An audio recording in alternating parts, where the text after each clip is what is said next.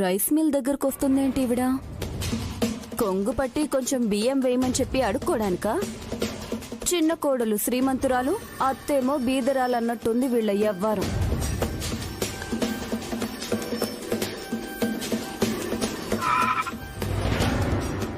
ఆదినారాయణ గారి కోడలు వచ్చిందే పాప.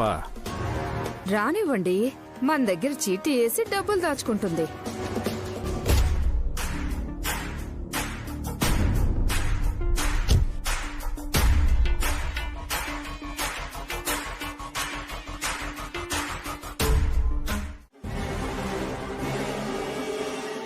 ఫైనాన్షియర్ ఆదినారాయణరావు గారికి అంకురాలైంది పార్వతమ్మ. బియ్యం తీసుకుంటుంది కానీ ఇప్పటి వరకు డబ్బులే కట్టలేదు. పార్వతమ్మ ఇంట్లో మంది ఎక్కువయ్యారు కదమ్మా. ఇప్పుడు ఇంకో ఇద్దరు జతయ్యారు. కోడల్ని తెచ్చుకుందంట. పెళ్లి గ్రాండ్ గా చేశారు. మేం కూడా వెళ్ళాం. ఎంత గొప్పగా చేస్తే ఏంటి, అప్పు కట్టలేని బతుకులు. అయ్యో, మళ్ళీ మిమ్మల్నే 2 బియ్యం మూటలు ఇవ్వమని అడుగుతున్న పిన్ని మీ అప్పెలా కడుతుంది? మీ వియ్యంకుడు చిన్న కూతురికి బాగానే ఆస్తి ఇచ్చాడంట కదమ్మా. నిజమా పార్వతమ్మ? చెప్పు పిన్ని.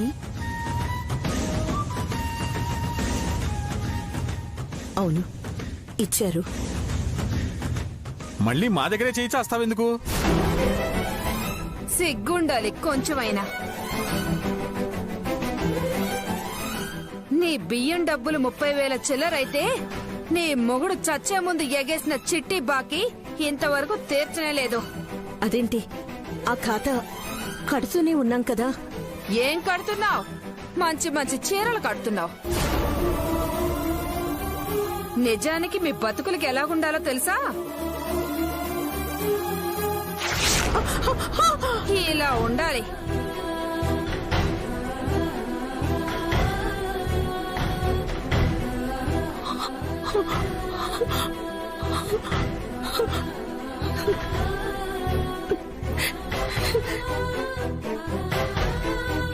పాపాయమ్మ, చీరనాలా ఎందుకు చించేసావమ్మా? కుట్టుకుంటుందిలే, మిషన్ ఉంది కదా ఇంట్లో.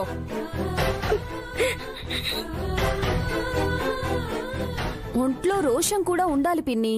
ఇలాంటి వాళ్ల బాకీ ఇచ్చేస్తే ఇంత అవమానం జరిగేది కాదు కదా.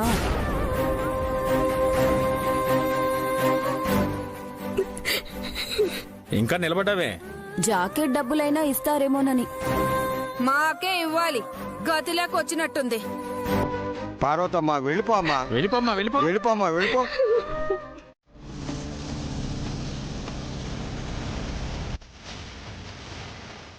నమస్కారం ఆదినారాయణ గారు.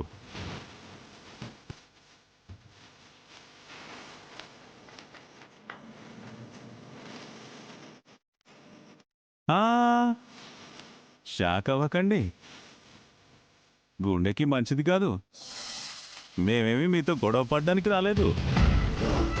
నలుగురు గుండెల్లో ఉండే మీకు గుండె నొప్పి వచ్చిందనగానే మా ఇద్దరి గుండెలు అల్లాడిపోయాయనుకోండి. పెళ్లిలోనే మీకు మాకు రామ్ రామ్ అనుకున్నాను. మీ అందరి మీద పగ కూడా పెంచేసుకున్నాను.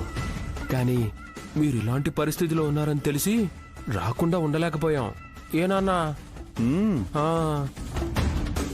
మిమ్మల్ని పలకరిద్దామని మా వాడంటుంటే ఎందుకు లేరా అని వెనకడిగేశాను. ఎందుకంటే మీరెలాంటి ఫీలింగ్స్ గుండెల్లో పెట్టుకున్నారో తెలియదు కదా. కానీ మా ఓడు పూలదండ తీసుకుని మీ దగ్గరికి బయలుదేరుతుంటే అందరి చేత సన్మానాలు చేయించుకుని దండలు వేయించుకుని మీరు మా ఓడు దండట్టుకొస్తే మీరు తప్పుగా అనుకుంటారని నేను బోకే తీసుకొచ్చాను. కోలుకోవడానికి నేను మనోబలాన్ని తీసుకుంటాను కానీ పూలను తీసుకుని పలకరించే మనిషిని కాదు. నాకు తెలుసు అంకుల్. అందుకే నేను మీకోసం త్వరగా అరగడానికి సి విటమిన్ ఉండే జాంకాయలు, గుండెకు బలాన్నిచ్చే యాపిల్ కాయలు పట్టుకొని వచ్చాను. తీసుకోండి. అక్కడ పెట్టండి.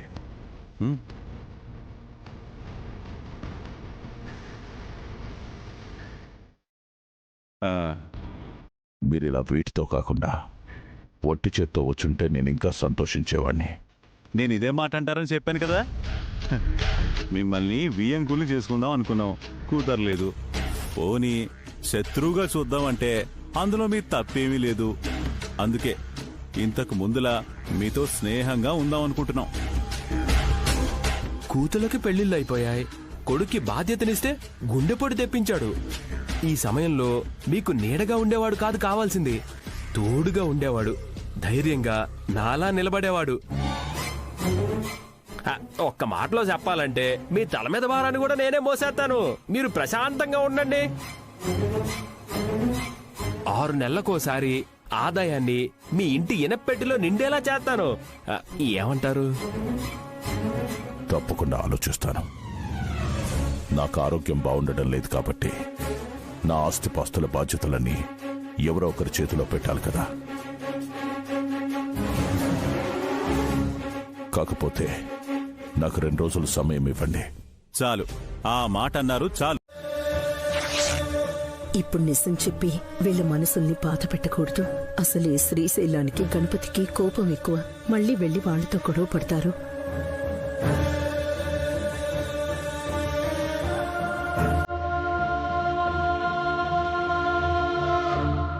కాదు,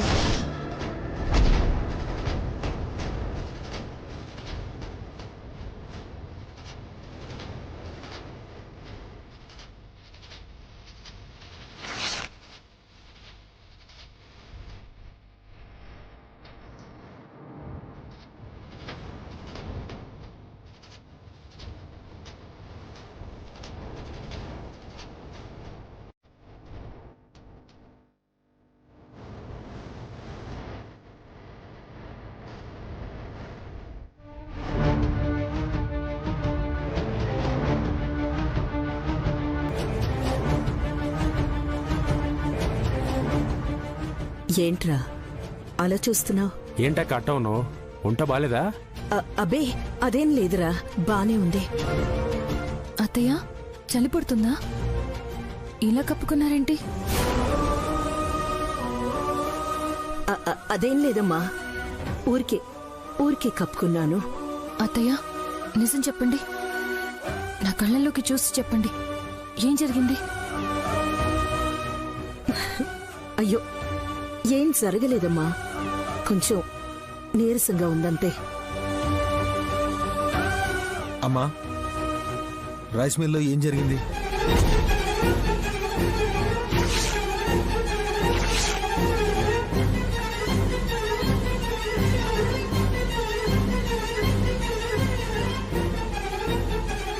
పాపాయమ్మతో గొడవేంటమ్మా?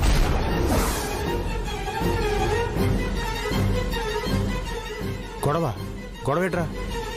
మా ఫ్రెండ్ అటుగా వెళ్తూ అమ్మతో ఆ పాపాయమ్మ గొడవ పడ్డం చూశాడు. గొడవేం లేదే, మేము మామూలుగా మాట్లాడుకుంటున్నాం. మీ ఫ్రెండ్ ఏదో తప్పుగా చూసుంటాడు. అత్తయ్య నా మీద ప్రమాణం చేసి చెప్పండి. అమ్మా విద్య, ఏంటి చిన్నపిల్లలా?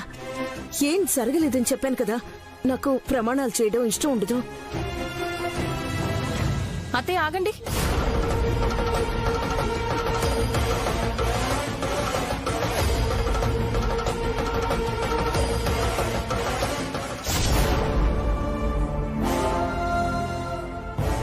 ఏంటత్తయ్య ఇది?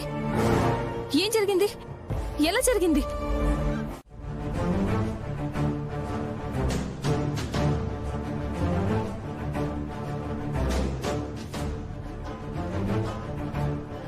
Sir tea. థ్యాంక్స్ రా, అడగకుండానే టీ తీసుకొచ్చిచ్చావు. ఇది నా డ్యూటీ కదా సార్. ఏంటో ఇంతకు ముందులా నిన్ను ప్యూను గణపతనో అటెండర్ గణపతనో పిలవాలంటే మనసు ఒప్పుకోవడం లేదురా.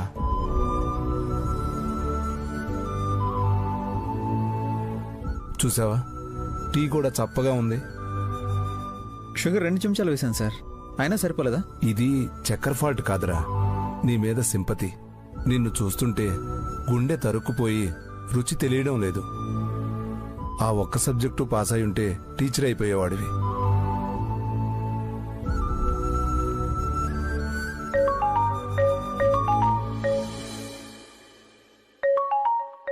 ఒక్క నిమిషం సార్, మా మామయ్య ఫోన్ చేస్తున్నాడు. ఆదినారాయణ గారా? కాదు సార్, శ్రీశైలం మామయ్య. శ్రీశైలం మావయ్య.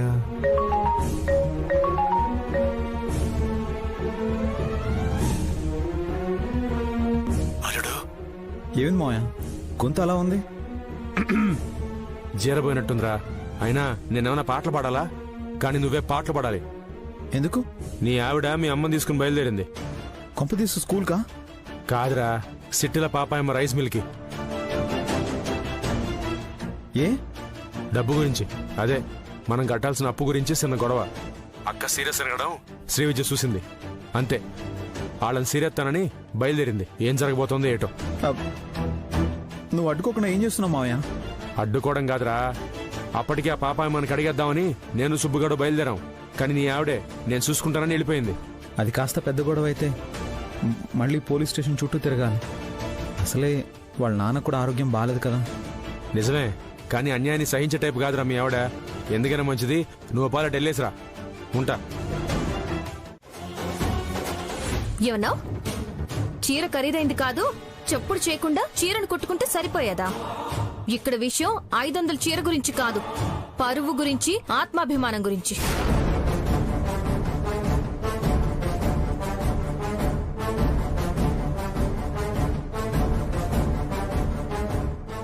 అప్పు కట్టలేని వాళ్ళకి అవన్నీ ఉండకూడదమ్మా. మీలాగా కట్నం డబ్బులకి వడ్డీ వేసే రకం కాదు కదా అన్నయ్య. అత్తయ్య గారు,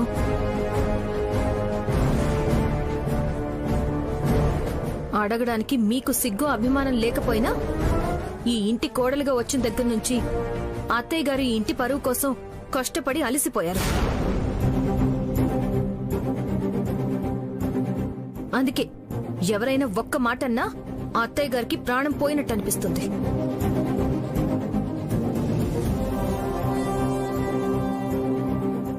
విద్య, పోనీలేని ఊరుకుంటుంటే మా ఆయన్ని నోటికొచ్చినట్టు మాట్లాడతావా?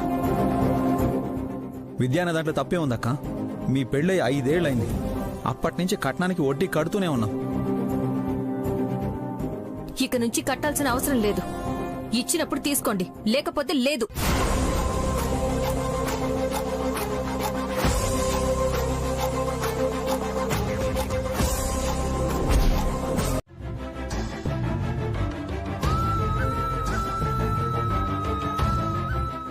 నాకా చదువు సంధ్య లేదమ్మా.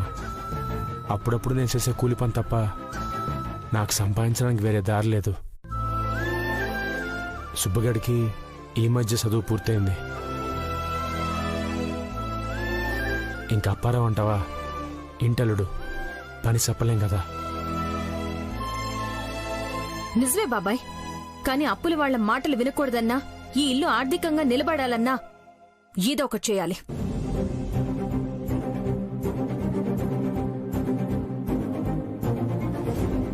దాని గురించే దీర్ఘంగా ఆలోచిస్తూ 2 కాఫీలు తాగాను. అయినా ఐడియా రావట్లేదు. ఎన్నో ఏళ్ల నుంచి అదేగా చేస్తుంది. మీరు చాలా మంచివాళ్ళన్నయ్య.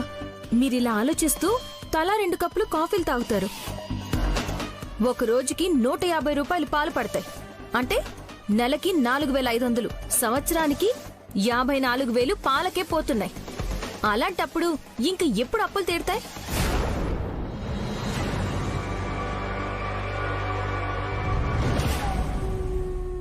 ఇప్పుడేంటి, కాఫీలు టీలు అన్నం కూడా తినకుండా బతకమంటావా?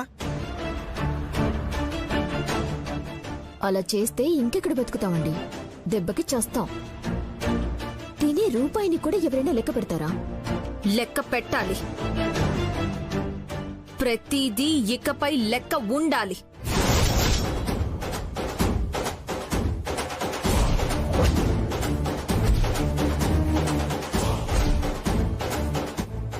పాలకే అంత దుబారా ఖర్చు చేస్తుంటే ఇంకా మిగిలిన విషయాల్లో ఇంకెంత దుబారా ఖర్చు చేస్తున్నారు?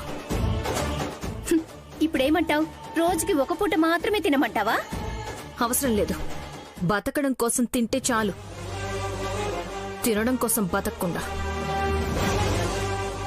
నన్నే కదా అనింది. కూర్చుని తింటే కొండలైనా కరిగిపోతాయి. ఇంట్లో పనిచేసి సంపాదించే వాళ్ల సంఖ్య పెరగాలి.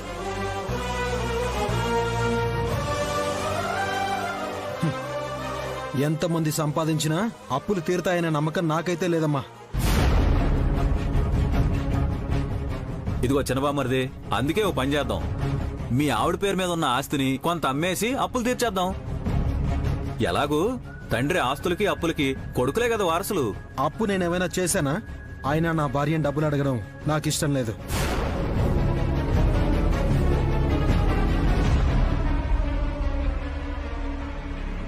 అడిగినా ఎలాగో ఇవ్వను. నువ్విచ్చినా మేం తీసుకోన్లేమ్మా. అనవసరంగా నువ్వు సుబ్బు కంగారు పడకండి.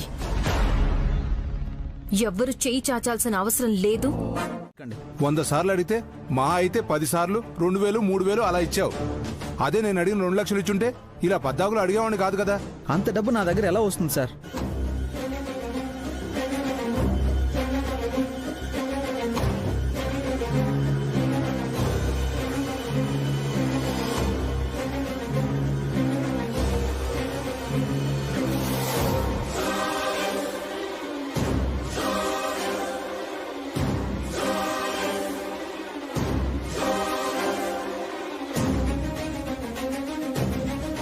హాయ్ గణపతి మామయ్య.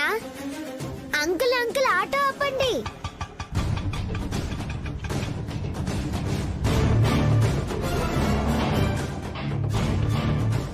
లక్కీ ఎక్కడికి? అదిగో మా గణపతి మామయ్య. నేను మా మామయ్య బైక్ మీద ఇంటికి వెళ్ళిపోతాను, మీరెళ్ళండి. సరే జాగ్రత్త. నేను చాటుగా వెళ్ళి మావయ్యని భయపెట్టాను. హా,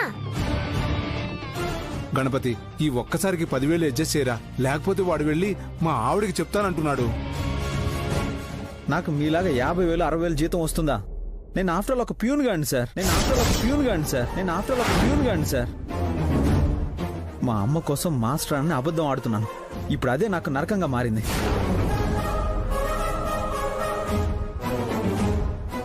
నాకొచ్చే శాలరీతో ఇల్లు గడవడమే కష్టం సార్, అర్థం చేసుకోండి.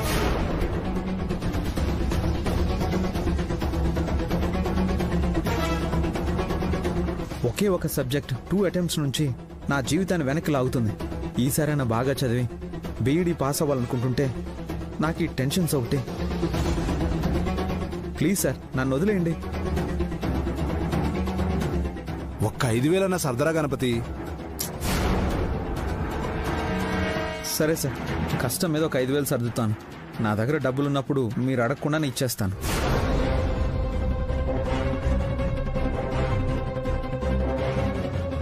మనీ ట్రాన్స్ఫర్ చేశాను, చూసుకోండి. థ్యాంక్స్ రా గణపతి, వస్తాను.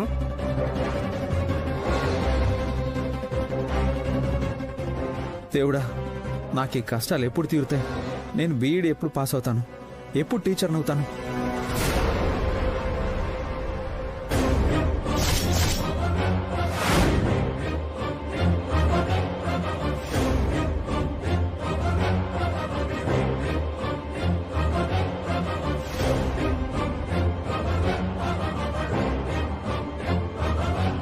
ఏమో, ఇప్పుడు లక్కీ వెళ్ళి విద్యకు చెప్పేస్తున్నామో. లక్కీ లక్కీ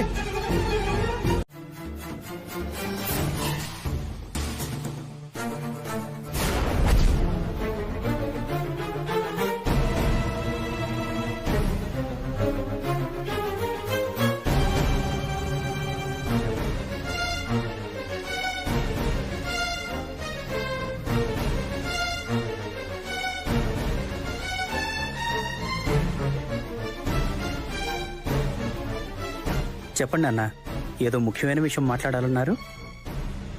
అవును మురళి, చాలా ముఖ్యమైన విషయం మాట్లాడాలి. చెప్పండి అన్న. ఇప్పుడు మన ఇంట్లో ఉన్న పరిస్థితులను బట్టి విద్యానిధిల పెళ్లిళ్ళు జరిగిన తర్వాత మనుషుల్లో వచ్చిన మార్పుల్ని దృష్టిలో పెట్టుకుని నేను ఒక నిర్ణయం తీసుకున్నాను.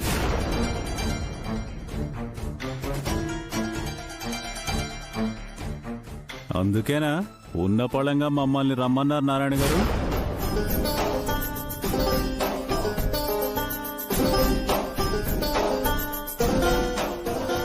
నమస్కారం. నమస్తే అంకుల్. నమస్తే, కూర్చోండి. పానకంలో పుడకల్లా వీళ్ళొచ్చారంటే మావయ్య గారే పిలిచారంట, విన్నావు కదా. బాగున్నారా వీరేశం గారు? ఆర్థికంగా బాగానే ఉన్నా మానసికంగా ఇంకా కోలుకోలేదు. కోలుకోవడానికే ప్రయత్నిస్తున్నాం.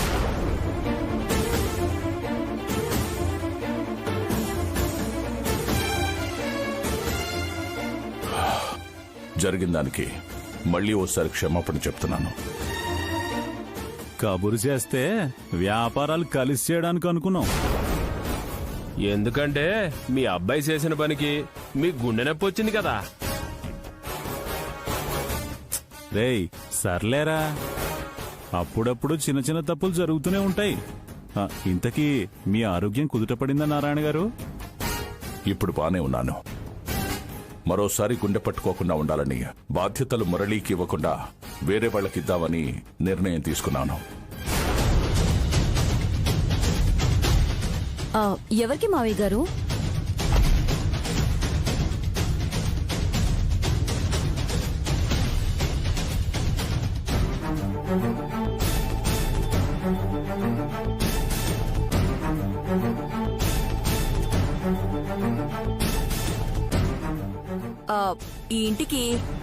ఈ ఇంటి కోడలైనా కూతురైనా ఆడదిక్కు నువ్వేగా పద్మా.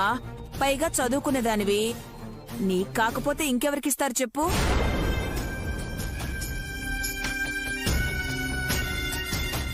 కోడలికిస్తే కొడుకుని తక్కువ చేసిన వాళ్ళు అవుతారేమో అంకుల్.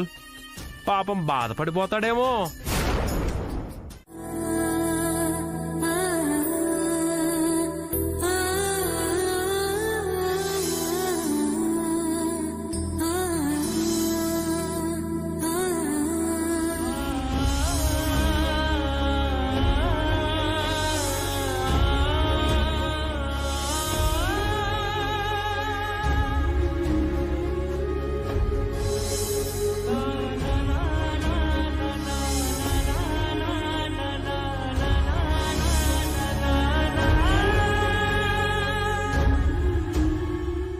ఈసారైనా మీరు పరీక్షలు పాస్ అయ్యి మాస్టర్ అవ్వండి మావయ్య.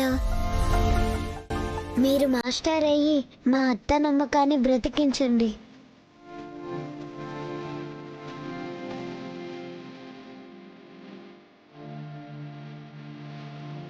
అవుతాను లక్కీ, తప్పకుండా అవుతాను. నేను విద్యని మోసం చేయాలని ఎప్పుడూ అనుకోలేదు.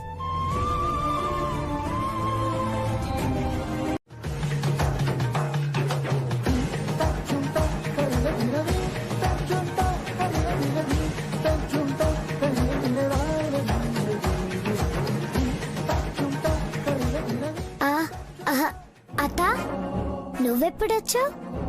అది తర్వాత కానీ ఎగ్జామ్స్ లో పాస్ అవ్వడం ఏంటి? అది అత్త. మీరు చెప్పండి. అది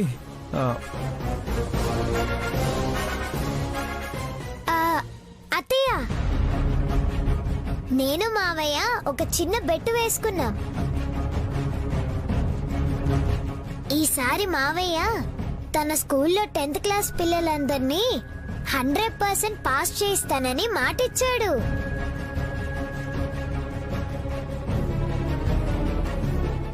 అలా చెయ్యకపోతే నాకు బోల్డ్ అని చాక్లెట్స్ ఇప్పించాలి. చాలా హాలిడేస్ ట్రిప్స్ కి తీసుకెళ్లాలని చెప్పాను. సరే అన్నాడు. నీకెప్పుడు చాక్లెట్స్ పిచ్చానా? పద లోపలికి. మీరెండలో ఎందుకు? రండి.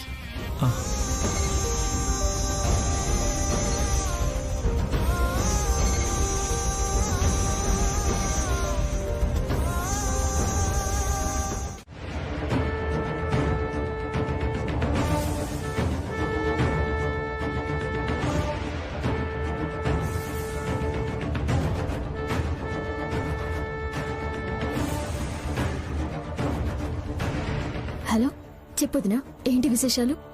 విశేషాలా? ఇక్కడ నాకు మండిపోతుంది. నా మీద నాకే అసహ్యం వేస్తుంది. అంతలో ఏమైందదినా? మీ అక్క వచ్చింది. ఏం చేసింది? మీ నాన్న మీ అక్క చేతిలో తాళాలు గుర్తుపెట్టాడు.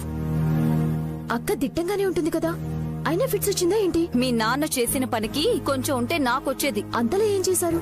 అత్తారింటికి వెళ్లిన కూతురి చేతిలో తిరిగి మళ్ళీ ఇంటి పెత్తనం పెట్టాడు. ఏంటిది నువ్వనేది? నువ్వేంటి ఏం తెలియనట్టు మాట్లాడుతున్నావు? ఇంటికొచ్చిన తర్వాత మీ అక్క నీతో ఏం చెప్పలేదా? ఏం చెప్తుంది, ఏమని చెప్తుంది? అదిలా పెత్తనం చేస్తుందని తెలిస్తే రేపొద్దున ఇక్కడ ఆడపడుచుతో సమస్యలు వస్తాయి కదా. తెలివి గలది, అందుకే కదా అందర్నీ బుట్టలో వేసుకోగలుగుతుంది. నిజమే. పైగా ఇప్పుడు అక్కడ ఏం జరగనట్టు 200 రూపాయలు తీసుకుని కూరగాయలు కొనుక్కొని వస్తానని చెప్పి వెళ్ళింది. ఒక్క రోజుకా? అసలు అంతమందికి ఏ మూల సరిపోతాయి? అదే కదా నాకు అర్థం కాంది. ఎవరూ తిననివి, తక్కువ రేటుండేవి ఏరుకొని తీసుకుని వస్తుందేమో. మీ అక్క మీద కోపంతో నువ్వెళ్లి కష్టాల్లో పడ్డావేమో అనిపిస్తుంది. అదేంటి వదిన అలా అన్నావు? మరి లేకపోతే ఏంటి? నీ వాటా కింద నీకొచ్చింది పావలా వాటా, కానీ ఇంట్లో 3/4 వాటా మిగులుంది. అదంతా మీ నాన్న మీ అక్క చేతిలో పెట్టాడు. ఇప్పుడంటే ఆస్తి కోర్టులో ఉంది, కానీ రేపొద్దున మళ్ళీ తిరిగొస్తుంది. అప్పుడు మీ నాన్న నా కూతురి చేతిలో తాళాలు పెట్టాను, ఆస్తి తిరిగొచ్చింది, ఇంకెప్పుడు విద్య పేరు మీదే ఉండాలని విద్య పేరు మీద రాసేస్తే ఆ విద్య నీకు అందనంత ఎత్తులో ఉంటుంది. నువ్వు విద్య కాళ్ల దగ్గరుంటావు. నువ్వు చెప్తుంటే అదే జరుగుతుందేమో వదినా. జరుగుతుందేమో అని కాదు, అదే జరుగుతుంది. చూస్తూ ఉండు.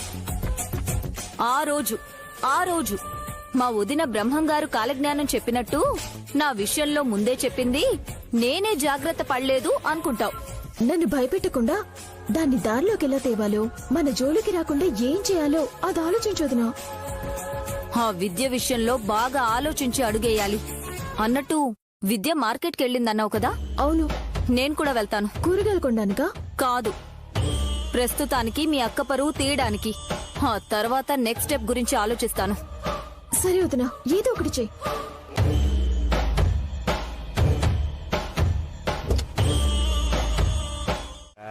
ఎందుకక్క ఇలా కావాలని చేస్తున్నావు? నిధి, మనం ఇప్పుడున్న పరిస్థితుల్లో బ్రతకడానికి మాత్రమే తినాలి. మనం చాలా అప్పులు తీర్చాలి.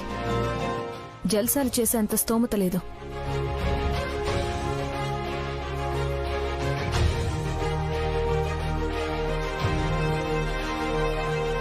అలా అని తినే ఫుడ్ దగ్గర కూడా డబ్బులు చూస్తారా? ప్రతి రూపాయి విలువైందే సుబ్బు.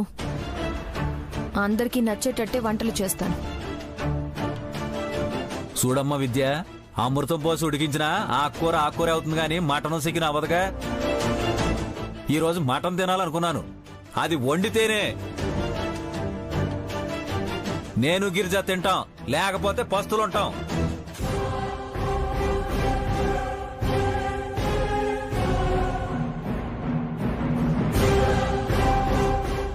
సరే అన్నయ్య గారు. అట్లుంటది మనతోటి.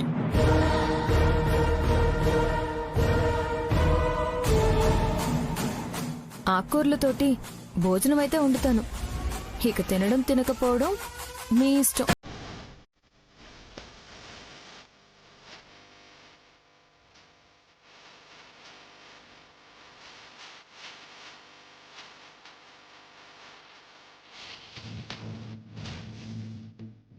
గిరిజ, లోపలికి పోదవే. చూడమ్మా విద్య, మళ్ళీ చెప్తున్నాను, మటన్ వండేదాకా పచ్చి మంచినీళ్ళు కూడా ముట్టుకోను. నా లుంగీలోది. పదవే.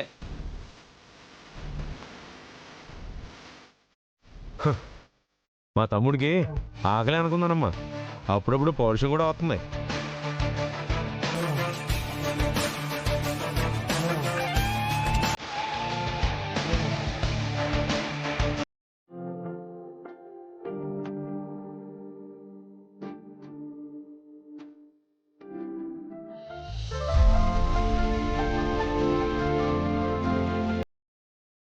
విద్య, కొంచెం వాటర్ ఇవ్వ. అయ్యో, నీళ్ళు తీసుకొస్తాను.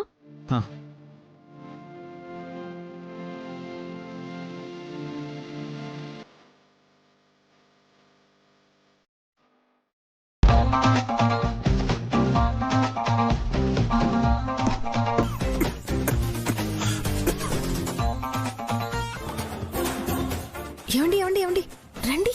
ఏంటి విద్య? అబ్బా లేవండి, మన ఇంట్లో దొంగలు పడ్డారు. మన ఇంట్లోనా? అరవకండి, అందరూ కంగారు పడతారు. రండి. చితకపాతం రండి రండి.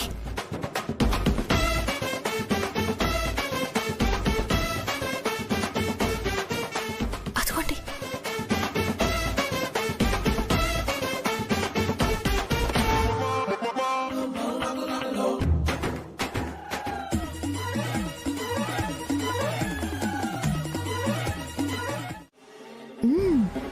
బావగారు మంచివారు కాబట్టి మా అక్కకి అబద్ధం చెప్పి పెళ్లి చేసుకున్నానని ఇప్పుడు పిల్లలు కూడా పుడితే తప్పు చేసిన వాడిలా అక్క ముందు నిలబడాల్సి వస్తుందని దూరంగా ఉంటున్నారన్నమాట.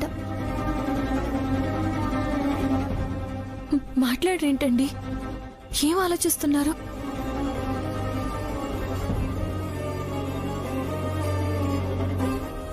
మీ ఆయన కాదక్కా, నేను బాగా ఆలోచించాలి.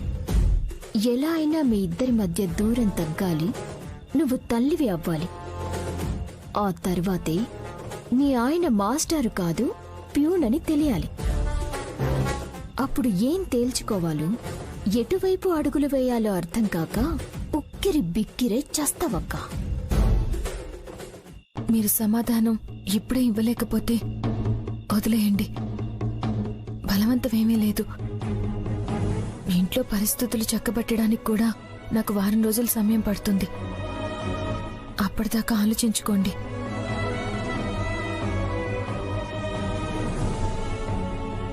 కారణం మాత్రం ఉన్నది చెప్పండి. వారం రోజుల దాకా నేను వెయిట్ చేస్తే వెయిట్ పెరిగిపోతాను. రేపే మీ ఇద్దరు ఒక్కటయ్యేలా చేస్తాను.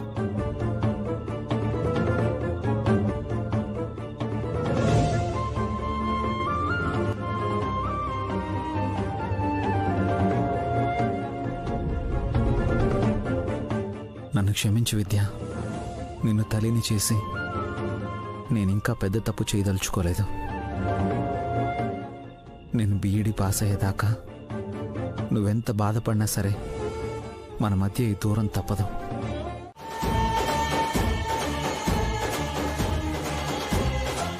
అది నేను మాత్రమే చూశాను.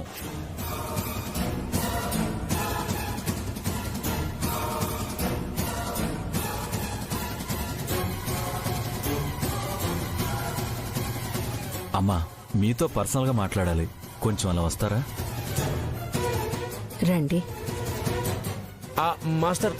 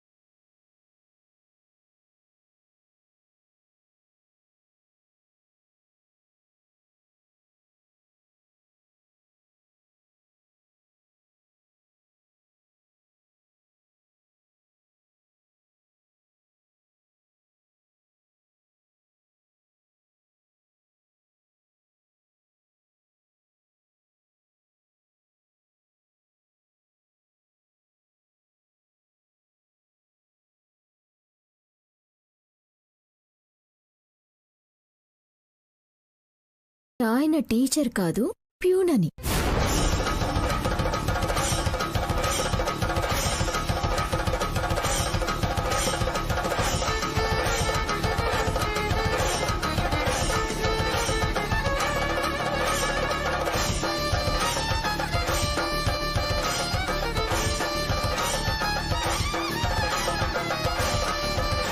ఎందుకు గణపతి ఇలా చేశావు?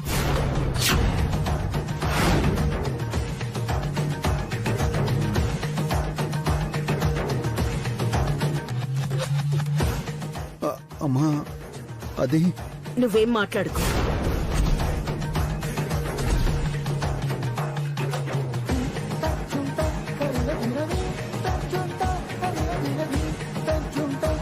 క్షమించమ్మా. నేను కావాలని మనిషి అన్నాక తప్పు చేయడా? తప్పు చేశానని ఒప్పుకుంటున్నాడు కదా.